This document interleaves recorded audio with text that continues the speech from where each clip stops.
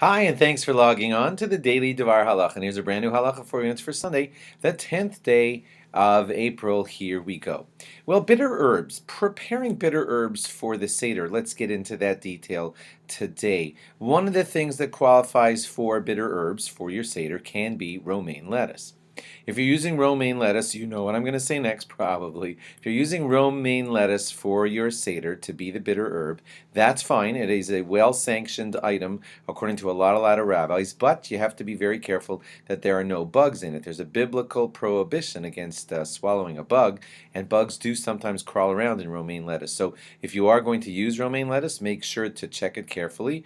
You can speak to your rabbi about details on that, but it will be something like rinsing it in soapy water, making sure to wash it all off, maybe putting it over a checking light so that you could see it and notice for the bugs in each and every leaf, slowly and carefully, to make certain that there's no bugs inside of the leaves. Some packages will say that these leaves have been pre-checked and you don't have to check them. Check with your rabbi if he agrees. If he does, fine.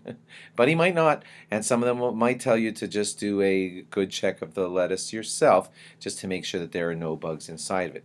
If you want to use horseradish, please remember, to those of you who already know this, excuse me, but there are people who make the mistake of thinking that they could eat the jarred horseradish that you could buy in the stores with beets and the coloring and the sugar, and that's improper. You have to eat straight horseradish if you're eating the horseradish, if you want that to be your bitter herb.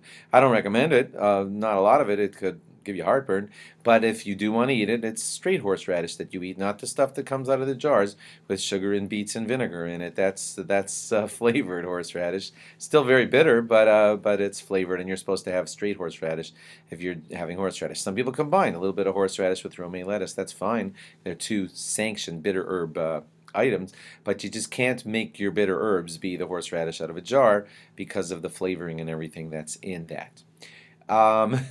Okay, I hope you already knew that.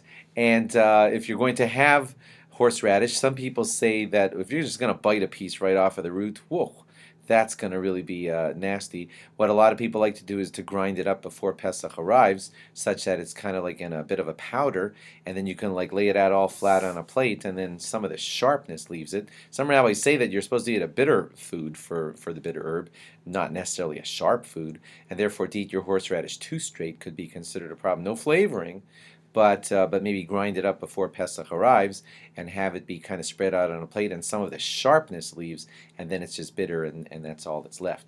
There are some people who say that you can eat endives for your bitter herbs, but you'd have to be certain that you're eating the right kind. So if you're planning to do that, don't feel like you're such an expert. Check with your rabbi, because you have to make certain that it's the right kind and not all endives are the type that you're supposed to be eating. And don't get creative about this. Don't say that parsley is your bitter herb. You're not allowed to do that. Don't just make up your own. The two most famous ones are horseradish and romaine lettuce. And if you hear of others that you want to try, don't be creative. Check with your rabbi if it qualifies. It's likely that it won't, okay? So I recommend romaine lettuce or horseradish, but prepare them in the proper ways so that you have the right, proper, and halachically kosher experience. Thanks for logging on. Log on again tomorrow for more. Bye-bye.